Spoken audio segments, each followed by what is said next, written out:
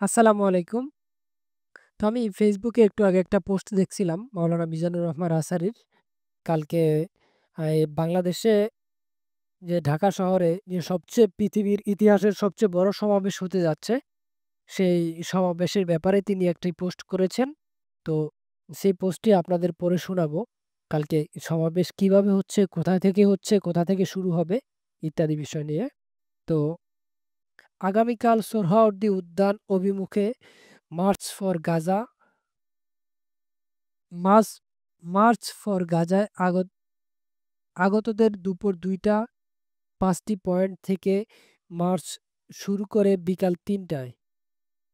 আগাম আগামীকাল সোহরাওয়ার্দী উদ্যান অভিমুখে মার্চ ফর গাজায় আগতদের দুপুর ২টায় ৫টি পয়েন্ট থেকে মার্চ শুরু করে বিকেল ৩টায় সোহরাওয়ার্দী উদ্যানে গণজামায়াত স্থলে উপস্থিত হতে নির্দেশনা দেওয়া হয়েছে। অর্থাৎ আগামীকাল দুপুর ২টায় ঢাকা শহরের ৫টি পয়েন্ট থেকে এই মার্চটি শুরু হবে। শুরু হয়ে বিকাল ৩টায় সোহরাওয়ার্দী উদ্যানে গণজমায়েত হবে। সবাই ৩টার সময় সেখানে উপস্থিত থাকতে হবে। তো মার্চের নির্দেশনাবলী, এখানে কিছু নির্দেশনাবলী দেয়া আছে যে নির্দেশনাগুলো মেনে চলতে হবে। আপনি যখন সো মানে এই মার্চে অংশগ্রহণ করবেন তখন। Starting point ১ Bangla motor. Bangla motor থেকে একটা স্টার্টিং পয়েন্ট হবে ১ নাম্বার। এটার প্রবেশ পথ হবে সোহরাওয়ার্দী উদ্যানের রমনা গেট, শাহবাগ হয়ে। স্টার্টিং পয়েন্ট ২ কাকরাইল মোড়। কাকরাইল মসজিদের মোড় থেকে ওই কাকরাইল মসজিদের সামনে যে মোড়টা আছে সেই মোড় থেকে আরেকটা পয়েন্ট জমায়েত এখান থেকে মিছিল নিয়ে যাবে। এটার প্রবেশ পথ হবে সোহরাওয়ার্দী উদ্যান ইঞ্জিনিয়ার্স ইনস্টিটিউট গেট, মৎস্য ভবন হয়ে। Starting point ৩ zero point. Zero point থেকে আরেকটা দল মিছিল নিয়ে যাবে। প্রবেশ পথ হবে সোহরাওয়ার্দী উদ্যানের টিএসসি গেট। তারপরে স্টার্টিং পয়েন্ট ৪ বকশীবাজার মোড়। প্রবেশ পথ সোহরাওয়ার্দী উদ্যানের টিএসসি গেট, শহীদ মিনার হয়ে। স্টার্টিং পয়েন্ট ৫ নীলক্ষেত মোড়।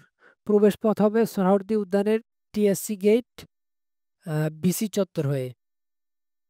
আরও কিছু নির্দেশনা দেওয়া আছে, সাধারণ দিক নির্দেশনা। ১ নাম্বার, অংশগ্রহণকারীরা নিজ দায়িত্বে ব্যক্তিগত প্রয়োজনীয় সামগ্রী যেমন পানি, ছাতা, মাস্ক সঙ্গে রাখবেন এবং পরিবেশ পরিচ্ছন্ন রাখবেন।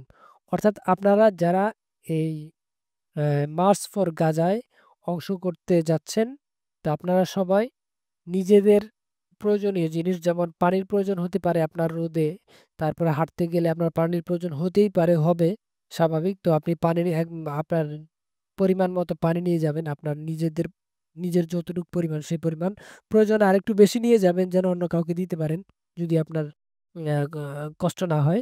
তারপরে ছাতা নিয়ে যাবেন। হুম, কারণ এখানে আপনি হেঁটে হেঁটে অনেক দূর আসা যাওয়া করতে হবে।